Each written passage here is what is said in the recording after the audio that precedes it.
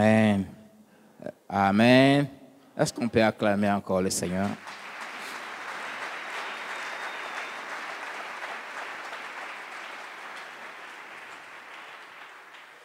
Et bonjour à nous tous.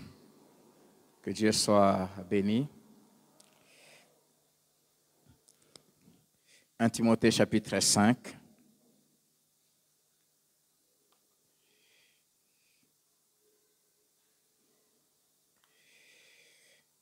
Versets 3 à 13. Comment la femme chrétienne doit se conduire dans la maison de Dieu. C'est le grand sous-thème que nous sommes en train d'exploiter depuis quelques dimanches. Et le dimanche passé, nous avons parlé de comment la femme chrétienne dont le mari est païen doit se conduire. Et nous avons commencé à parler de comment la veuve doit se conduire. Nous allons continuer, peut-être terminer de ça aujourd'hui. 1 Timothée 5, verset 3. Honorons les veuves qui sont véritablement veuves. Si une veuve a des enfants ou des petits-enfants, qu'ils apprennent avant tout à exercer la piété envers leur propre famille et à rendre à leurs parents ce qu'ils ont reçu d'eux, car cela est agréable à Dieu. Celle qui est véritablement veuve et qui est demeurée dans l'isolement met son espérance en Dieu et persévère nuit et jour dans les supplications et les prières. Mais celle qui vit dans le plaisir est morte, quoique vivante. Déclare-leur ces choses, et c'est ce que je vais faire, afin qu'elles soient irréprochables. Si quelqu'un n'a pas soin des siens, et principalement de ceux de sa famille, il a renié la foi et il est pire qu'un infidèle. Qu'une veuve, pour être inscrite sur le rôle, n'ait pas moins de 60 ans, qu'elle ait été femme d'un seul mari, qu'elle soit recommandable par de bonnes œuvres, ayant élevé des enfants, exercé l'hospitalité, lavé les pieds des saints, secouru le malheureux, pratiqué toute espèce de bonnes œuvres. Mais refuse les jeunes veuves, car lorsque la volupté les détache du Christ, elles veulent se marier et se rendent coupables en ce qu'elles violent leur premier engagement. Avec cela, étant oisives, elles apprennent à aller de maison à maison, et non seulement elles sont oisives, mais encore causeuses et intrigantes, disant ce qu'il ne faut pas dire.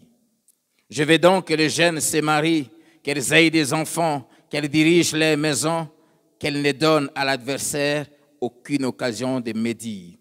Car déjà quelques-unes se sont détournées pour suivre Satan. Si quelque fidèle, homme ou femme, a des veuves qui les assistent et que l'Église n'en soit point chargée, afin qu'elle puisse assister celles qui sont véritablement veuves. Amen. Amen.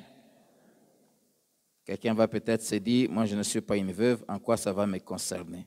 La parole de Dieu nous concerne, nous tous. Comment les veuves doivent se conduire dans la maison de Dieu? Et la Bible nous parle ici de 3 catégories. Nous avons commencé à parler de celles que la Bible appelle les véritables veuves.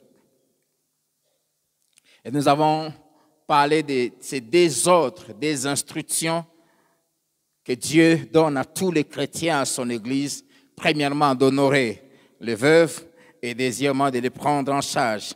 Et nous avons expliqué longuement le dimanche passé pourquoi fallait-il le faire. Et j'aimerais encore, en introduisant ce matin, déclarer que je n'enterrerai aucun de vous avant sa grande vieillesse. Et je refuse que mes filles deviennent veuves avant la vieillesse, au nom de Jésus-Christ. Alors, nous allons continuer. Avant d'aller plus loin, j'aimerais d'abord souligner la place que le Saint-Esprit, au travers de la Bible, donne à la veuve dans la maison de Dieu. Et au travers de la veuve, à tout ce que la Bible considère comme faible. Si vous ne voulez pas avoir de problème avec Dieu sur cette terre, n'osait jamais opprimer une veuve, un orphelin. Bref, quelqu'un qui n'a pas sur cette terre quelqu'un qui peut lui défendre. Si vous lisez le Pentateuque, les 5 premiers livres de la Bible, vous allez voir à plusieurs reprises, surtout à partir des Exode et à Deutéronome, comment Dieu donne plusieurs instructions concernant la veuve. Et c'est toujours ensemble avec l'orphelin. Et déjà dans l'Ancienne Alliance, l'idéal était que la veuve puisse se marier après la mort de son mari. Mais si le mariage tardait, elle devait aller habiter soit chez ses parents, par exemple dans Genèse 38, verset 11, la Bible dit « Judas dit à Tamar, sa belle-fille, demeure veuve dans la maison de ton père, jusqu'à ce que Sheila, mon fils, soit grand. Demeure veuve dans la maison de ton père. » Ou soit, elle allait rester, si elle le voulait bien sûr, avec sa belle-mère, c'est-à-dire la mère de son mari, dans le cas de Ruth, dans le livre de Ruth, chapitre 3, verset 12, et le chapitre 4, verset 1 à 3. Nous voyons comment Ruth s'était attachée à sa belle-mère. Il était aussi de coutume chez les Juifs, si les défunts maris avaient un petit frère célibataire, le petit frère, s'il le voulait, on ne lui imposait pas, pouvait prendre la veuve de son frère. Sinon, celui qui était, au cas où son petit frère refusait, qui était le plus proche parent du défunt mari.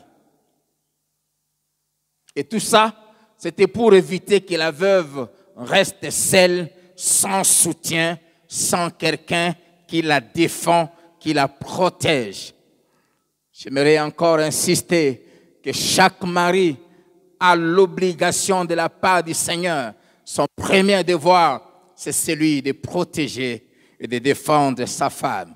Car Dieu a créé la femme pour qu'elle soit sous la protection de quelqu'un qui est plus fort qu'elle. Et la Bible nous montre, même dans la Nouvelle Alliance, dans les évangiles, que généralement, les veuves étaient pauvres, généralement. Il y avait quand même des exceptions. Dans Marc chapitre 12, versets 41 à 44 plutôt, la Bible nous parle de la Bible l'appelle pauvre veuve, qui avait donné comme offrande que 2 pièces d'argent, tout ce qu'elle avait pour vivre. Elles étaient généralement vulnérables. Et comme je dis, elles n'avaient personne pour les défendre. Dans la parabole que Jésus donne pour nous pousser à toujours persévérer dans la prière jusqu'à obtenir, Jésus parle de cette veuve qui avait affaire à un juge mais unique, méchant, et qui lui refusait ce dont elle avait droit, simplement parce qu'elle n'avait pas quelqu'un pour la défendre. Et nous avons vu le dimanche passé que dès qu'une femme arrive à perdre celui que Dieu lui avait donné pour la protéger, la défendre, Dieu lui-même est la première personne à prendre la relève. Il se présente dans le psaume 68 comme étant le défenseur, l'avocat de la veuve. Et Jésus, lui-même dans sa vie terrestre, a manifesté beaucoup d'attention aux veuves. Dans Luc chapitre 7, versets 11 à 17, je vous demande de lire à la maison, Jésus est entré dans une ville et il rencontre une foule qui allait enterrer un jeune homme qui était fils unique d'une veuve. Déjà, elle était veuve, n'ayant personne pour la défendre. C'est tellement elle comptait sur ses fils. On va voir que Dieu dit que le fils s'occupe de leur mère. Et elle perd encore cet unique fils qu'elle avait, la seule personne sur laquelle elle pouvait s'appuyer. Et Jésus n'a pas supporté ça. Jésus a arrêté cette escorte. La Bible dit, Jésus l'ayant vu, eut compassion. C'est-à-dire, il s'est mis à sa place. Et il a ressuscité ce jeune homme. Pourquoi? Parce qu'il ne voulait pas voir cette femme terminer sa vie sans quelqu'un qui la défend et prend soin d'elle. À l'époque du Nouveau Testament, toutes les synagogues s'organisaient chaque vendredi avant les sabbats. Les sacrificateurs passaient dans toutes les maisons des Juifs, de ceux qui fréquentaient la synagogue, pour aller récolter les choses qu'il fallait donner aux veuves, au culte, le jour du sabbat. C'était comme ça que les choses s'est passées chaque vendredi. Et je prie que Dieu bénisse tellement le département du social. J'aimerais vous dire, peut-être si vous ne le savez pas, nous avons tout un département dans l'Église qui s'occupe à prendre en charge ceux parmi nous qui sont de cette catégorie, qui sont faibles, qui n'ont personne. Et si vous voulez Dieu vous bénir, entrez dans ce département. Et même si vous ne voulez pas être dans ce département, prenez un engagement. Chaque mois, donnez quelque chose. Du reste, je vais en parler. Dieu exigeait aux enfants d'Israël, chaque fois quand ils devaient faire leur récolte, de laisser une partie de leur champ sans la moissonner pour qu'elle soit pour la veuve. C'était une manière de nous dire, comme pour nous aujourd'hui, notre champ, c'est le travail. Chaque mois, quand tu perçois ton salaire, tu as l'obligation, après avoir enlevé ta dîme, après avoir fait ton budget, il faut qu'il y ait un pourcentage réservé à ceux d'entre nous qui n'ont personne. Amen. Amen. Ce qui est extraordinaire, c'est que quand l'Église a commencé, la première institution, que dis-je, le premier département qui a été mis en place dans l'Église, c'était celui qui devait s'occuper des veuves. Amen. Le premier département qui a été mis en place par l'Église, quand l'Église a commencé, c'était le département qui devait prendre soin des veuves. Et si les diacres existent aujourd'hui dans l'Église, c'était à cause de la prise en charge des veuves qu'on a institué le diaconat. Amen. Vous comprenez à quel point Dieu tient à ce que les veuves ou les faibles soient pris en charge.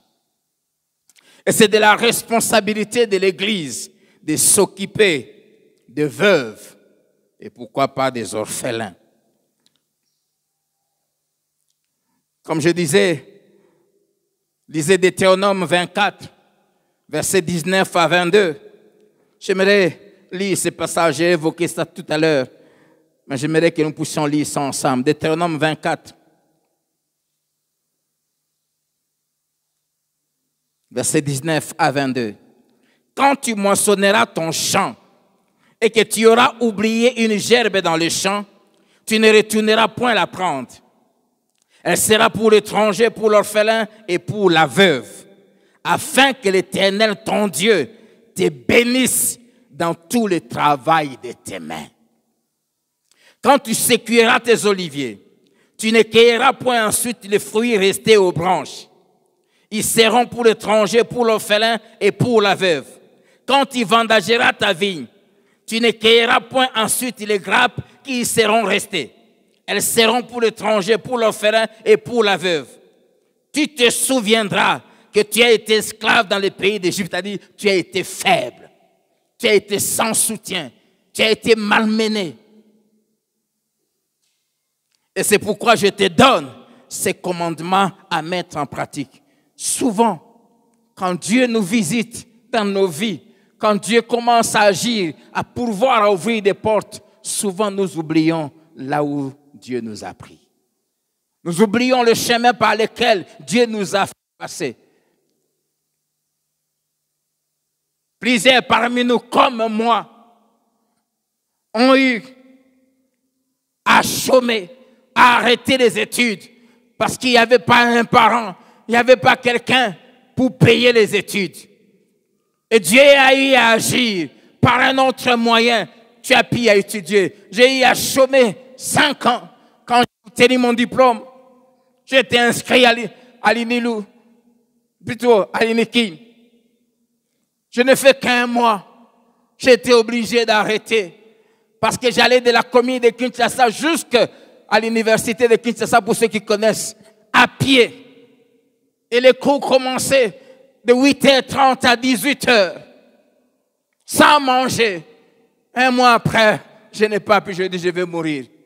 J'ai demandé un transfert vers l'IEC, comme j'étais à l'économie. C'est ce que je voulais vraiment faire, mais j'ai fini par faire autre chose. J'arrive à l'IEC, les cours commençaient de 8h à 16h. J'ai essayé le jour, j'ai vu que c'était aussi compliqué, je suis allé au soir. Bref, j'ai pas pu finir l'année parce que, arrivé à la session, je n'avais pas payé les frais. Et je suis resté 5 ans sans étudier, jusqu'à ce qu'un dimanche, j'aimais tellement Dieu, je servais tellement Dieu à l'église, j'étais tout le jour à l'église, je n'étudiais pas, manquant de tout. Un dimanche après le culte, un couple m'approche. Ah, j'aime quand les gens viennent me dire, quand quelqu'un me dit, Dieu m'a dit. J'aimerais te dire, si tu es dans cette situation, Dieu te connaît. Bientôt, il t'enverra un secours. Et ils m'ont regardé, ils m'ont dit, frère Timothée, Dieu nous a dit de faire de toi notre enfant, de te prendre chez nous et de payer tes études. C'est comme ça que j'ai repris l'université jusqu'à finir. Et plusieurs d'entre nous comme moi, et quand on termine, aujourd'hui on travaille, on oublie ceux parmi nous qui sont dans cette même situation.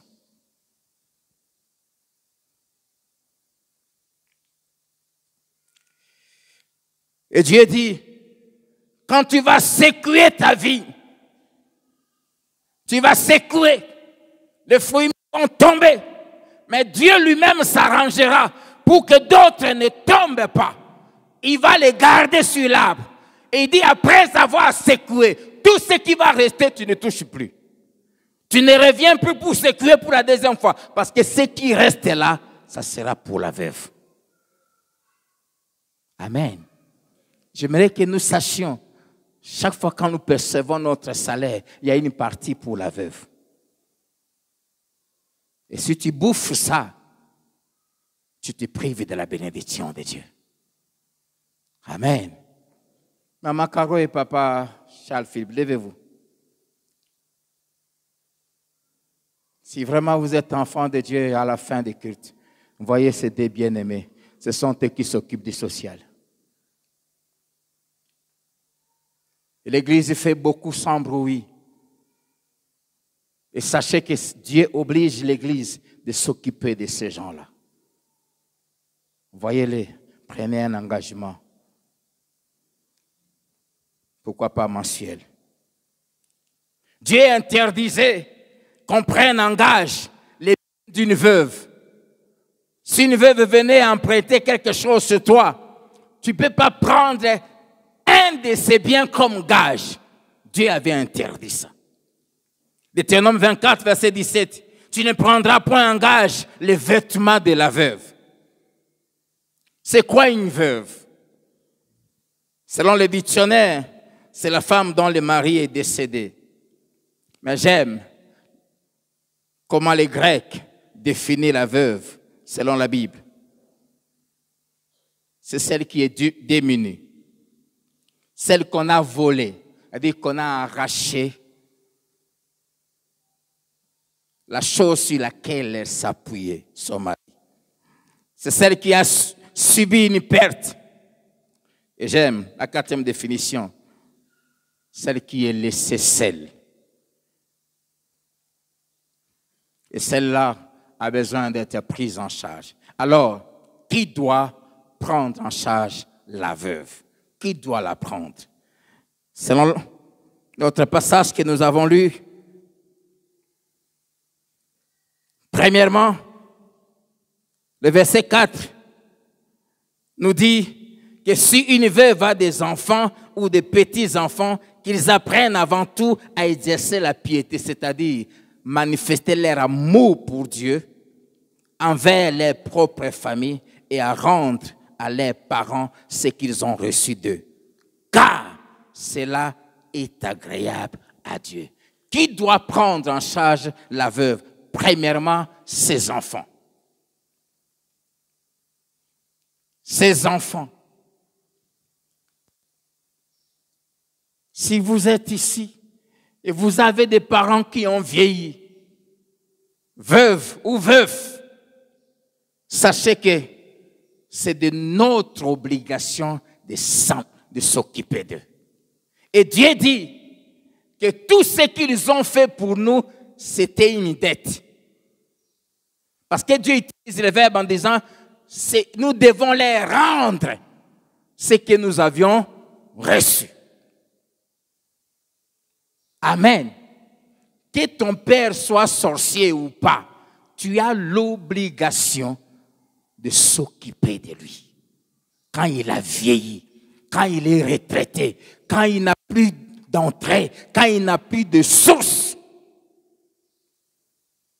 Et la Bible dit que cela est agréable à...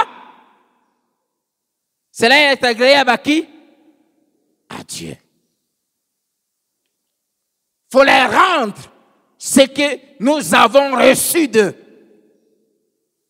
Et ce que nous avons reçu, nous ne pouvons pas estimer ça. Tout ce que ta mère a enduré pendant ta grossesse. J'ai assisté à la naissance de tous mes enfants. J'ai beaucoup de respect pour les mamans. Quand je pense au nombre de jours depuis que mes enfants étudient, que je vais les déposer en classe, j'ai provoqué cette semaine le frère Gracien, je lui dis, tu es encore, ta fille est en première maternelle. Donc, vous prenez les 3 ans maternelle, 6 ans primaire, 6 ans secondaire. Ça fait combien? 15 ans. Je dis, on ne parle pas encore de l'université. Tu as 15 ans. Où chaque matin, lundi à vendredi, lundi à samedi pour certaines écoles. Ce qu'ils ont investi en nous est inestimable. Et la Bible dit, nous devons les rendre ce que nous avons reçu. Deuxièmement, qui doit prendre en charge la veuve? Ce sont les petits-enfants. Vous avez une grand-mère. Apprenez à penser à elle. Petits-enfants. Tu as une grand-mère qui est au village. Pense à elle. Est-ce que tu l'as même déjà appelée? Encore, il faut qu'elle ait un téléphone si tu le l'avais acheté et envoyé. Les petits-enfants doivent prendre en charge les grand-mères qui sont restées veuves. Et ça, c'est un ordre de Dieu. Et la Bible dit, nous devons apprendre à exercer notre piété, notre amour pour Dieu, d'abord auprès de ceux de notre famille. Et au verset 8, l'apôtre dit que si quelqu'un ne sait pas prendre soin de ceux de sa famille, et principalement ici, il s'agit de veuves, de sa mère, de sa grand-mère, la Bible dit il est pire qu'un païen. Il est pire qu'un païen.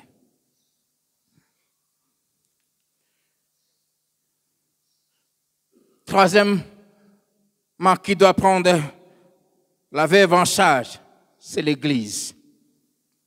Mais l'Église ne peut le faire que si les fils et les petits-fils ne sont pas en mesure de le faire. C'est-à-dire, soit elles ne sont pas là, ou soit elles sont dans l'incapacité totale de le faire. Amen. Le verset 16 le dit clairement. Si quelqu'un fidèle, homme ou femme, a des veuves, dans sa famille bien sûr, qui les assiste et que l'Église n'en soit point chargée, afin qu'elle puisse assister celles qui sont véritablement veuves. Amen. L'Église ne doit assister que celles qui sont véritablement veuves.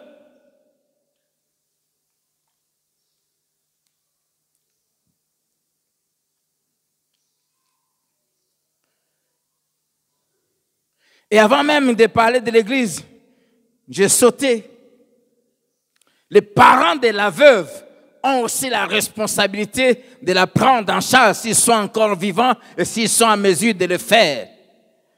C'est ce que la première partie du verset 16 dit. Si quelqu'un fidèle, homme ou femme, a des veuves, si votre fille s'était mariée et perd son mari, vous êtes encore vivant, c'est votre fille.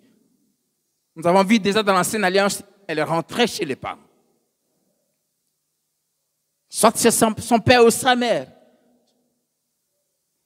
Si seulement, si les enfants, les petits-enfants, ses parents ne savent pas le faire en ce moment-là, l'Église a l'obligation de le faire. Mais ces veuves-là doivent remplir 3 conditions non négociables pour qu'elles soient prises en charge par l'Église.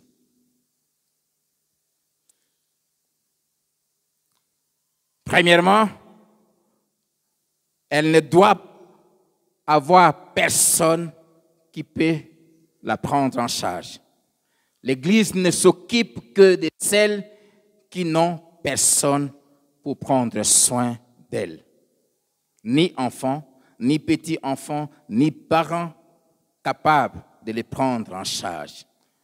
C'est pour cela, le verset 5, la Bible les appelle celles qui sont véritablement veuves. J'aime la version française courant qui dit « la veuve qui est réellement celle qui n'a personne pour prendre soin d'elle. » Elle n'a personne. Elle est vraiment seule, abandonnée à son triste sort. Celle-là, l'Église a l'obligation de la prendre en charge. C'est pour cela que je disais le dimanche passé que chaque mari de son vivant doit apprendre à sécuriser l'après-lui de sa femme et de ses enfants pour éviter qu'après ta mort, ta femme se retrouve démunie d'une manière où elle se retrouve en train de dépendre des autres. Alors que vous avez à batailler ensemble, à travailler ensemble, après 40 ans, après 50 ans de mariage, où vous avez travaillé ensemble, vous avez produit, mais toi tu as fait des bêtises avec l'argent, tu as fait des folies, tu t'es occupé des gens qui n'étaient pas prioritaires, et tu as sacrifié ta femme, tu ne l'as pas sécurisée, c'est méchant, c'est cruel. Amen. Je prie que Dieu vous bénisse tellement qu'aucun de vous ne meure pauvre et qu'aucun de vous ne laisse sa veuve à la merci des autres.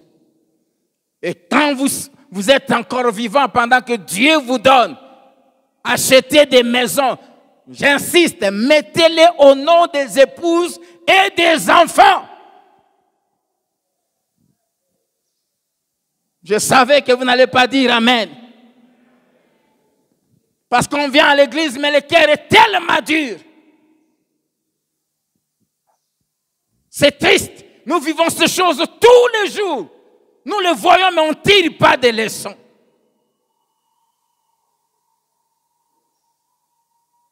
Tu ne l'as jamais sécurisé de ton vivant. Tes frères l'injurient, tes frères la maltraitent. Et le jour que tu meurs, on prend tout. Tu ne l'as pas sécurisé. C'est irresponsable et c'est méchant. Donc, le premier critère, elle doit avoir personne pour s'occuper d'elle. Deuxième critère, elle doit être une femme qui met toute son espérance en Dieu. Verset 5, celle qui est véritablement veuve et qui est demeurée dans l'isolement, c'est-à-dire celle met son espérance en Dieu et persévère nuit et jour dans les supplications et les prières. C'est une femme consacrée à Dieu. Elle doit être consacrée à Dieu. Et on doit voir qu'elle est sainte, qu'elle craint Dieu, qu'elle est dévouée à la cause du Seigneur, qu'elle sert Dieu. Et nuit et jour, elle persévère dans les prières. C'est-à-dire, elle doit être une vraie chrétienne. Elle doit être consacrée à Dieu, à son œuvre. Elle doit dépendre de Dieu seul. Et s'attendre au secours de Dieu. Mémorisez ces versets. Si vous êtes veuve, ou même si vous ne l'êtes pas, mémorisez-les. Jérémie 49, verset 11. Vous n'avez personne pour s'occuper de vous. Vous êtes orphelin. Vous n'avez personne pour vous aider. Mémorisez ces passages et réclamez ça à Dieu. Dieu lui-même dit, Jérémie 49, 11, laisse tes orphelins, je les ferai vivre. Et que tes veuves se confient en moi. Amen. Alors que le peuple était amené en déportation, ceux qui étaient restés à Jérusalem étaient dans la panique. Ils craignaient que Nebuchadnezzar revienne et les emporte tous. Il y en a qui voulaient fuir pour aller en Égypte. Dieu les interdit et Dieu leur dit. Dieu dit au peuple, laisse tes orphelins, je vais m'en occuper. Et dis à tes veuves, Judas, qu'elles se confient en moi. Si tu n'as personne, tu n'as pas un mari, tu n'as pas un père, confie-toi en Dieu. Amen. Laisse tes orphelins, je les ferai vivre. Et si tu veux la preuve que Dieu fait vivre les orphelins, je suis là. Amen. Dieu fait vivre les orphelins. Dieu fait vivre les orphelins. Laisse tes orphelins, je les ferai vivre. Et dis à tes veuves, Timothée, qu'elles se confient en moi. Confie-toi en l'Éternel. Es-tu une veuve? Es-tu faible? N'as-tu personne? Tu n'as personne pour t'aider? Tu ne sais pas comment étudier? Comment tu vas payer la maison demain? Confie-toi en l'Éternel. Et la Bible dit, celui qui se confie en lui ne sera jamais confondu. Jamais.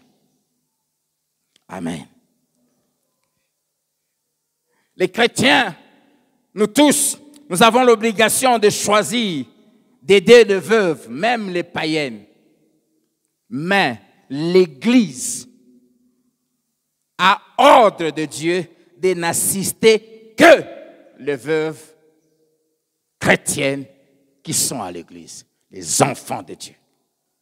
Amen. C'est ce que le verset 16 nous dit.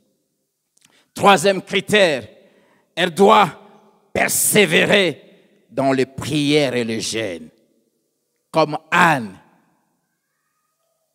C'est-à-dire, la pensée ici, c'est qu'elle ne doit plus penser à se remarier pour se vouer totalement à Dieu et à son œuvre.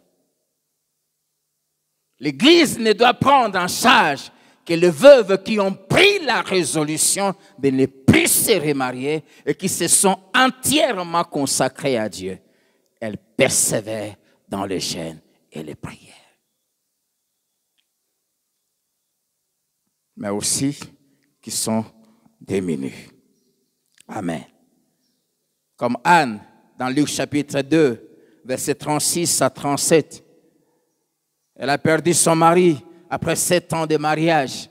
Elle ne s'est plus remariée. Elle s'est consacrée à Dieu. Et j'aimerais dire, femme, que Dieu s'occupe de celles qui n'ont pas de mari. Quand je pense à ma mère, celle qui m'a mise au monde, ça fait aujourd'hui 34 ans qu'elle vit seule. Seule alors, seule. Qu'elle n'a personne. Aujourd'hui, elle dépend de nous à 100%. Mais pendant plusieurs années, elle nous a élevés seuls. Et ce qui est extraordinaire, je vois à quel point Dieu soutient la veuve. Dieu soutient celle qui n'a personne. C'est que j'ai une mère qui a aujourd'hui 68 ans, 69 ans, mais qui ne tombe jamais malade. Jamais.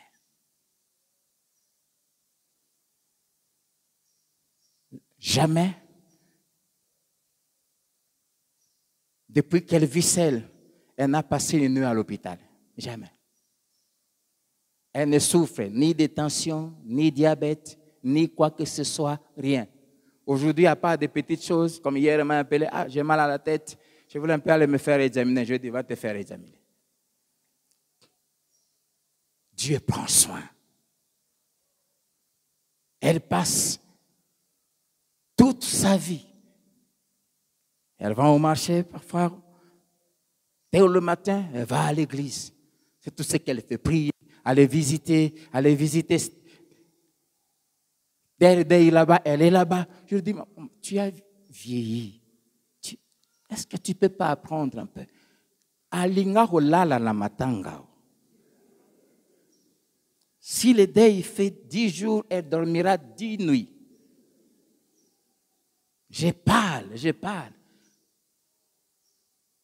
Dieu prend soin. Alléluia. Dieu prend soin de celles qui n'ont personne. Amen. Elle persévère.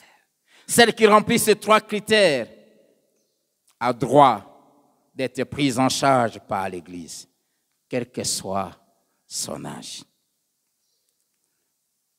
Mais la Bible interdit qu'on puisse prendre en charge celles qui vivent dans les désordres. Verset 6. Mais celle qui vit dans les plaisirs est morte, quoique vivante. Et généralement, celles qui vivent dans les plaisirs, ce sont des veuves qui ont des moyens. Le mari est mort, mais elle est restée avec les moyens. Et elle se met à faire du n'importe quoi. Celles qui vivent dans les plaisirs, qui ne se donnent pas aux choses de Dieu, qui ne sont pas consacrées à Dieu, celles-là, on n'a que faire d'elles.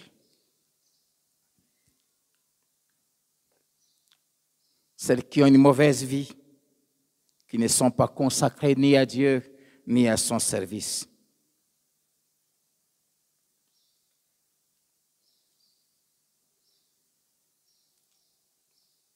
À ces veuves qui se sentent affranchies par la mort de leur mari, peut-être il était méchant et mauvais de son vivant, et qui se livrent au mal.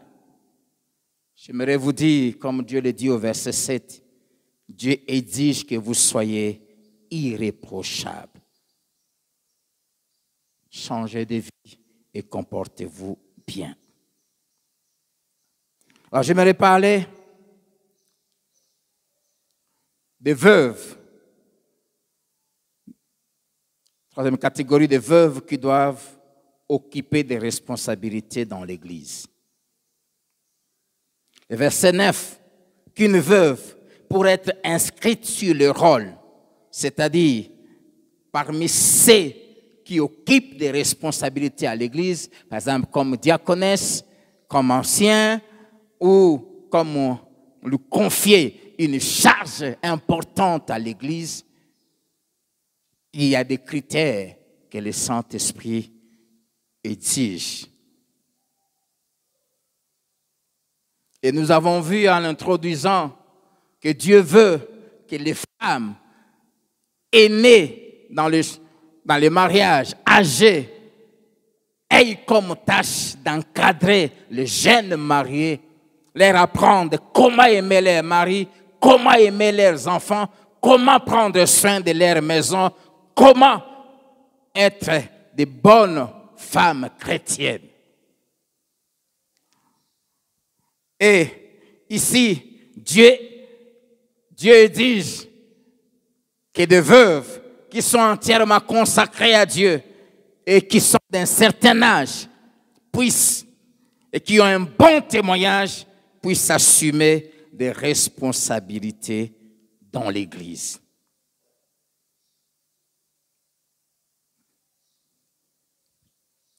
Première condition pour qu'une veuve assume des responsabilités dans l'Église, elle doit avoir au moins 60 ans de vie. Elle ne doit pas être âgée de moins de 60 ans. On va voir pourquoi. Deuxième condition, elle doit avoir été du vivant de son mari une femme fidèle. Qu'elle ait été femme d'un seul homme. Femme d'un seul homme, ça veut dire quoi? Qu'elle n'ait jamais eu à coucher avec un autre homme que son mari pendant le temps où elle était mariée. C'est-à-dire qu'elle n'ait jamais été infidèle. Vous comprenez comment Dieu tient à la fidélité dans le mariage? Parce que même si tu arrives à confesser le fait que tu as eu un jour à tromper ton mari, ça te disqualifie pour occuper un jour de responsabilité d'un certain niveau à l'Église. Qu'elle ait été femme d'un seul mari, c'est-à-dire une femme fidèle. L'adultère est mauvais. Dites Amen. La version française courant dit qu'elle n'a été mariée qu'une fois. Parole vivante dit qu'elle ait été l'épouse fidèle d'un seul mari. La version Taube dit qu'elle n'a eu qu'un seul mari. Parole de vie dit qu'elle doit s'être mariée qu'une seule fois. C'est-à-dire qui a été fidèle à son mari et qui ne l'avait jamais trompé. Alors, si par exemple, elle a été femme fidèle d'un homme, et puis le mari meurt, et elle se remarie, ça, ce n'est pas un problème, pourvu qu'elle soit aussi fidèle à cet homme-là. Amen. Troisième critère, elle doit être recommandable par les bonnes œuvres. Recommandable.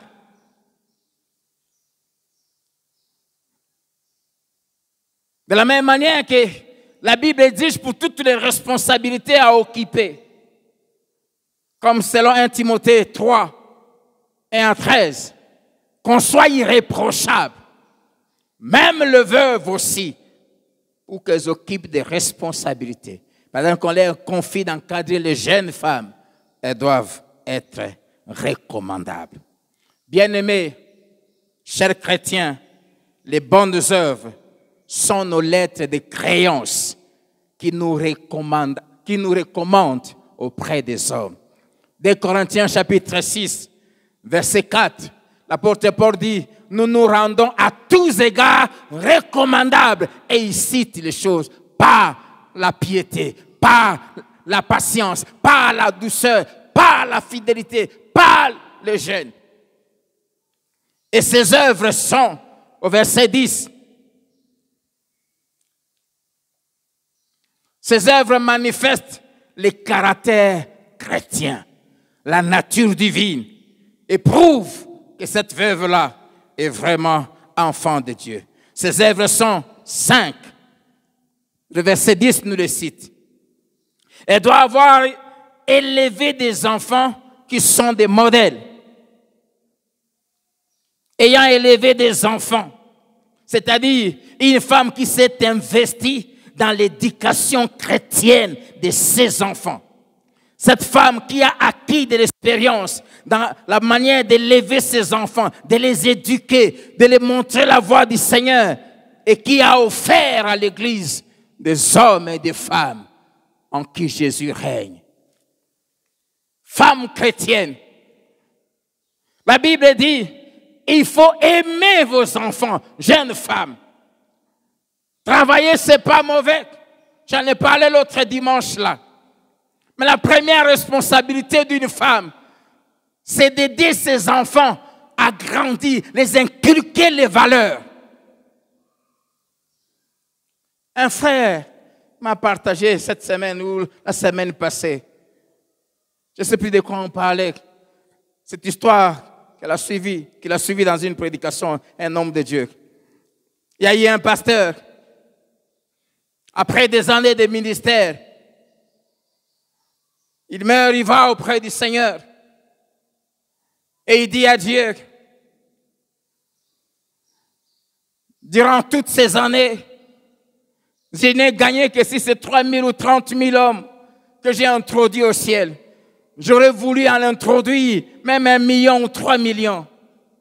Dieu lui regarde, il lui dit, mon fils, tu as tapé à côté de ta destinée.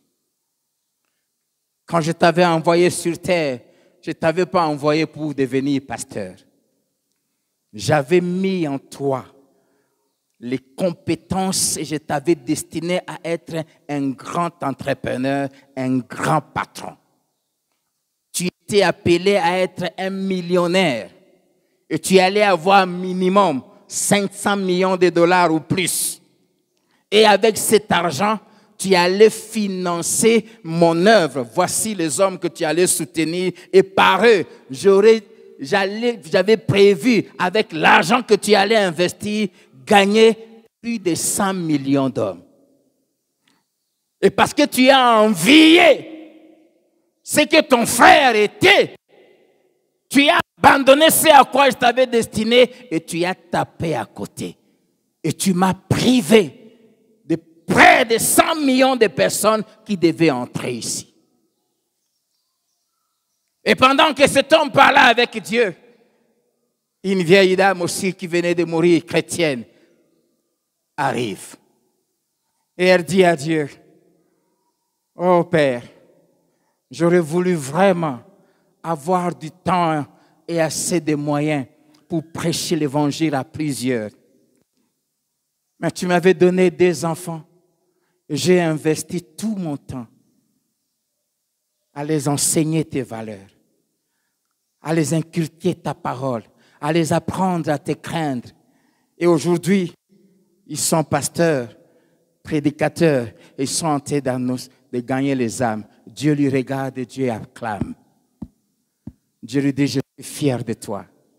Je ne t'avais pas envoyé sur la terre pour gagner 10 millions de personnes. Je t'avais envoyé sur la terre pour transmettre à tes enfants ce que je t'avais donné, afin qu'eux fassent ce qu'ils sont en train de faire. Et jusqu'à ce qu'ils terminent leur mission, il n'y aura pas moins de 50 millions que les 2 vont faire entrer dans mon royaume. Tu as accompli ta mission.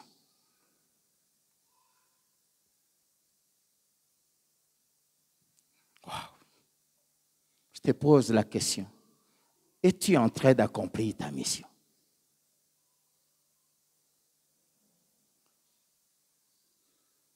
Une des conditions pour qu'une veuve, qu'on lui confie la responsabilité, qu'elle ait élevé les enfants, mais dans le voie du Seigneur. Chère maman, est-ce que tu as le temps à investir pour tes enfants? Papa est tout le temps parti. Papa est au travail. Papa cherche l'argent. Est-ce que tu as du temps à leur parler de Dieu, à faire des cultes familiaux avec eux, à leur inculquer les valeurs pour qu'ils influencent la société demain? Demain, quand tu seras veuve, pour que nous puissions, en tant qu'Église, te confier une responsabilité, nous devons voir tes enfants. C'est ce que la Bible nous dit.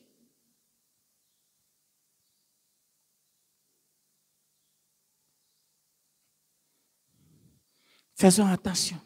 Aujourd'hui, on a donné trop d'importance à l'argent. Je vous ai donné des statistiques aux États-Unis. Ce qui se passe dans le couple où l'homme et la femme, tous les deux, 6h, 7h, sont partis, rentrent à 19h, 20h. Tous les deux.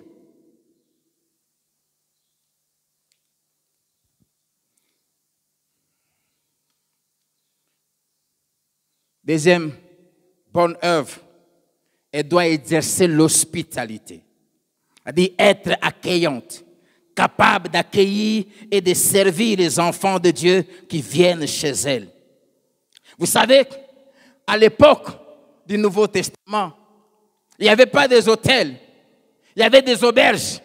Mais les auberges, c'était des endroits très dangereux, surtout pour les hommes de Dieu. Dans les auberges, il y avait beaucoup de prostituées. Et c'était dangereux pour les serviteurs de Dieu qui venaient dans une ville pour prêcher l'évangile, d'aller rester là-bas parce qu'ils s'exposaient. Et dans les églises, première église au premier siècle, les femmes, les veuves avaient la responsabilité. Quand on accueillait un serviteur de Dieu, comme par exemple quand nous accueillons le pasteur d'alors, tous ceux qui viennent ici, de prendre soin de ces hommes. On leur prenait une maison. C'était mieux de les loger chez quelqu'un, de les héberger chez quelqu'un. Et on les hébergeait souvent où? Chez les veuves. C'est pour cela on exige que ces veuves soient des veuves consacrées à Dieu. Parce que même si elle héberge un homme de Dieu, elle ne va pas le faire tomber dans les péchés. C'est pour cela qu'on va voir, la Bible refuse les jeunes veuves et les exige de se marier. C'est pour cela qu'on dit qu'elle doit avoir au moins 60 ans. Là, elle a pris presque des choses à faire embrouiller un homme de Dieu. Amen. Une femme doit apprendre à être hospitalière. Une chrétienne doit apprendre à accueillir. Ce qui est triste. Si vous ne le saviez pas aujourd'hui, vous le savez et changez.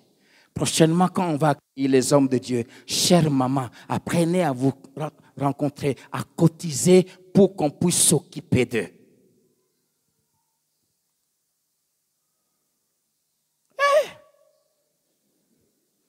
Au moins, je vous ai enseigné. Si vous ne le faites pas, Dieu le fera comme il le fait toujours. Amen. Être hospitalier. Il y a des femmes qui ne partagent même pas la nourriture. Quand les visiteurs viennent, alors qu'elles voulaient servir, on stoppe. C'est mauvais. Amen. Je prie que Dieu remplisse Philadelphie de beaucoup de phobées. Romains chapitre 16, versets 1 à 2. L'apôtre Paul vante cette femme phobée. Il dit aux chrétiens de Rome, il dit, je vous recommande Phobée, notre sœur, qui est diaconesse de l'église de Sancré, afin que vous la receviez en notre Seigneur d'une manière digne des saints et que vous l'assistiez dans les choses où elle aura besoin de vous. Et il donne la raison, il dit, car elle a donné aide à plusieurs et à moi-même, dit l'apôtre Paul. Phobée, s'occuper des hommes de Dieu. Entretenez les hommes de Dieu, dont Paul lui-même. C'est un ordre que Dieu donne à tout chrétien et surtout pour les serviteurs de Dieu qui sont dans l'église et aussi ceux qu'on accueille. Tite chapitre 3. Tite chapitre 3, versets 13 à 14. L'apôtre Paul recommande à Tite et aux membres de son église, l'église de Crète, alors qu'il leur envoie un homme de Dieu, Zénas, il dit, ayez soin de pourvoir au voyage de Zénas, le docteur de la loi, et d'Apollos, en sorte que rien ne leur manque. Il faut, dis à ton voisin, il faut. Il faut que les nôtres ici c'est vous et moi, il faut que les nôtres aussi apprennent à pratiquer des bonnes œuvres pour subvenir aux besoins pressants afin qu'ils ne soient pas sans produit de fruits. Il y a tant de chrétiens qui ne produisent pas de fruits. Il dit, je vous envoie le docteur de la loi. Il vient, Zénas, il va vous enseigner. Il viendra avec Apollos. Mais quand il va venir, dites aux membres de ton église de veiller à ce qu'il ne manque de rien. Que l'église pourvoie à leurs besoins.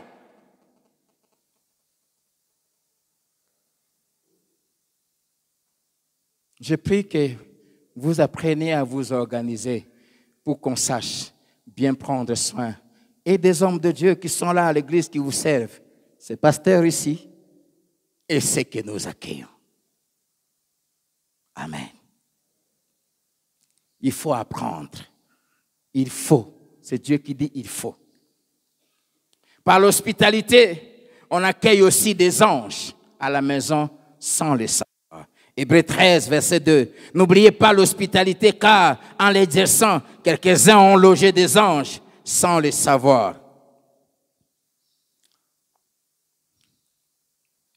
Amen. Amen.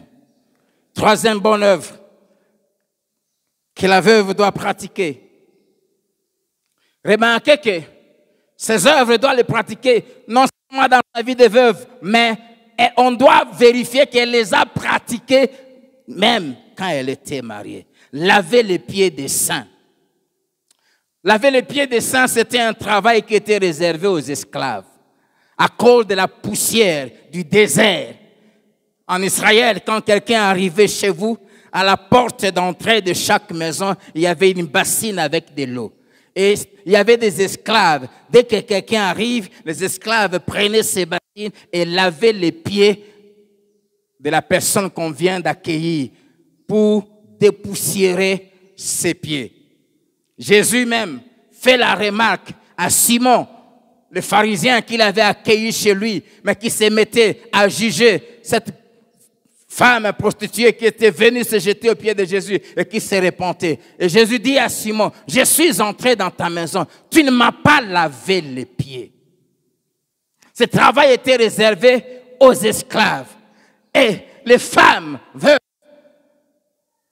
et même de l'air vivant, les femmes de l'église avaient la responsabilité. On voulait voir quand quelqu'un venait chez elle à la maison, qu'elle lave les pieds des hommes et des femmes de Dieu qui venaient. Cela, ça veut simplement dire, on doit voir en elle de l'humilité. Parce que c'était un travail qui était réservé aux esclaves. Qu'est d'orgueilleuse dans l'église. Je ne cesserai jamais de vous dire, quand vous venez à l'église, oubliez ce que vous êtes. Ici, il n'y a pas de statut social. Ici, il n'y a pas de niveau d'études. Ici, il n'y a pas de diplôme. C'est pour cela que vous ne verrez pas ici qui que ce soit qui vient qu'on te mette une chaise spéciale. Les alatés. Ici, il n'y a qu'un seul chef, Jésus. Et tous, nous nous prosternons devant le roi. Amen. Et aujourd'hui, des femmes serviables ont disparu. Comment servir quand on a les ongles ici? Comment servir quand on met des talons? Je ne refuse pas. Jusque-là. Tu marches à peine. À peine. Sans oublier que ça crée des maux de dos plus tard. Et ça affecte la vie du couple. Comment servir quand on est tout le temps manicure? On dit quoi? Manicure. Hein? Manicure, pédicure, chevêcure, yeux-cure. Aujourd'hui, on lève les yeux comme ça. On a les yeux cures, les lèvres cures. Et les cuisses cures, là, il ne faut même pas parler.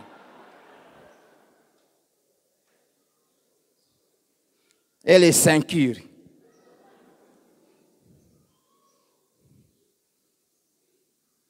On vient à l'église pour s'exposer,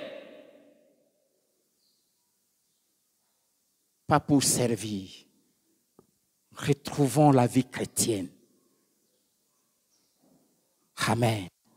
Soyons des serviteurs et des servantes. Quelqu'un veut être chef parmi nous, qu'il soit notre serviteur. Laver les pieds. Laver les pieds aujourd'hui, ça veut dire quoi? Assister quelqu'un.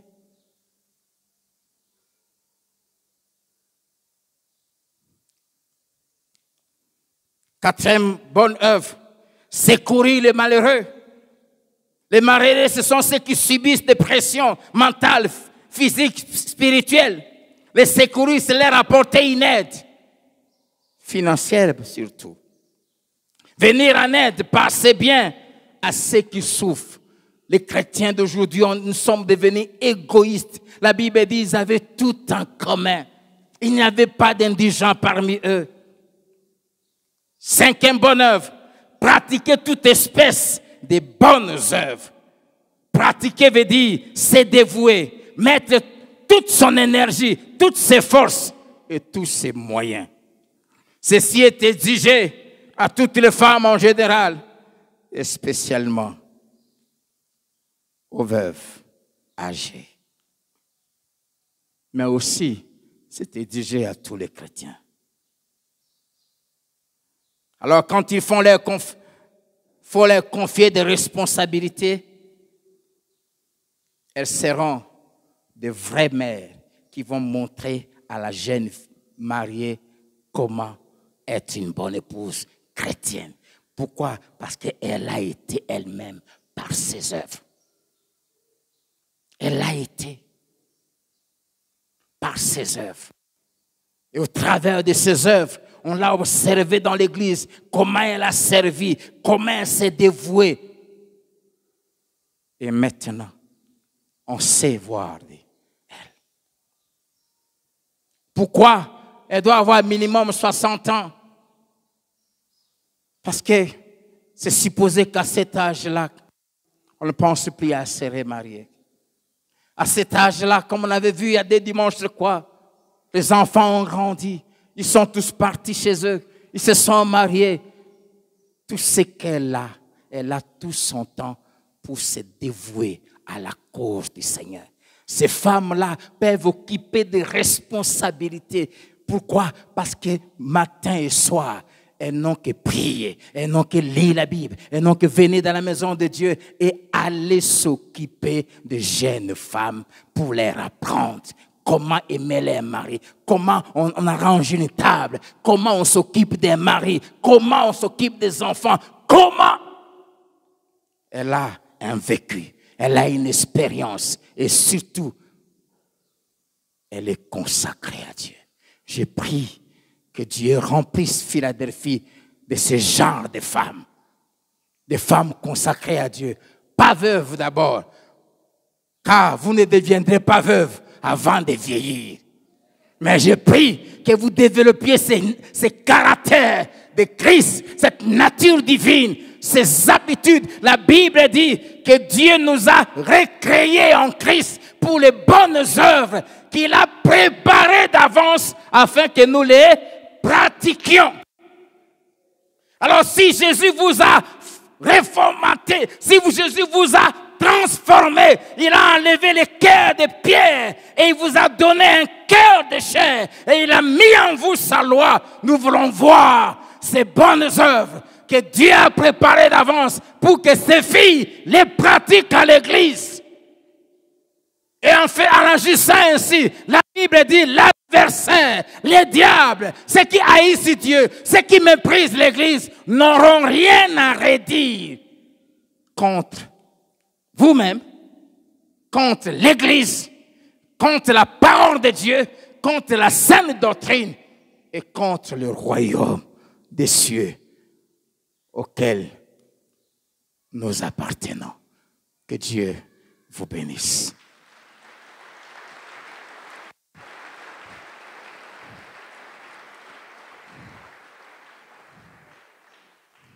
Continuerons le dimanche prochain. J'aimerais pousser incliner nos têtes. J'aimerais te poser la question. Est-ce que tu prends soin de tes parents? Est-ce que tu t'occupes de tes parents?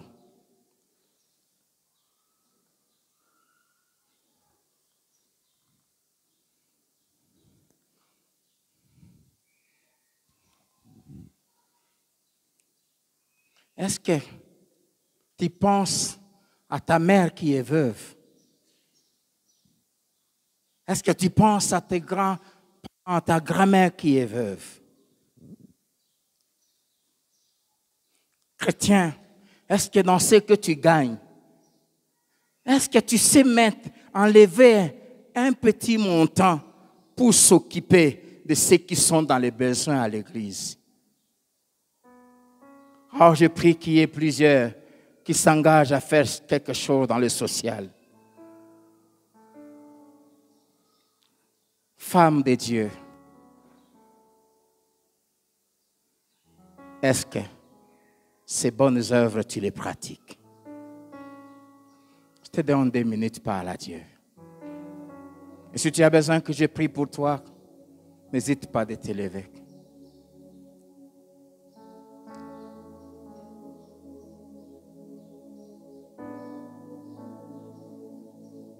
Homme, est-ce que tu es en train d'assurer l'après toi un jour quand tu ne seras pas là?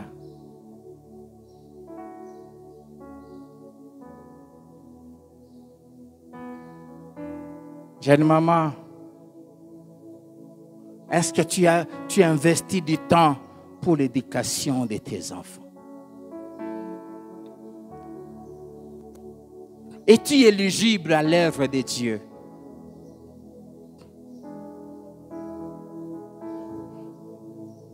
Seigneur, merci pour ta parole. Nous voulons te remercier de tout notre cœur. Seigneur, il est écrit, seront tous enseignés de Dieu. Et tu m'as ordonné en disant, dis-leur ces choses afin qu'ils soient irréprochables. Et je viens de le faire, certes avec toute la faiblesse humaine et les imperfections inhérentes, Seigneur,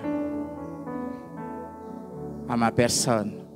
Je prie que le Saint-Esprit fasse le reste dans le cœur de chacune et aussi dans nos cœurs à nous tous.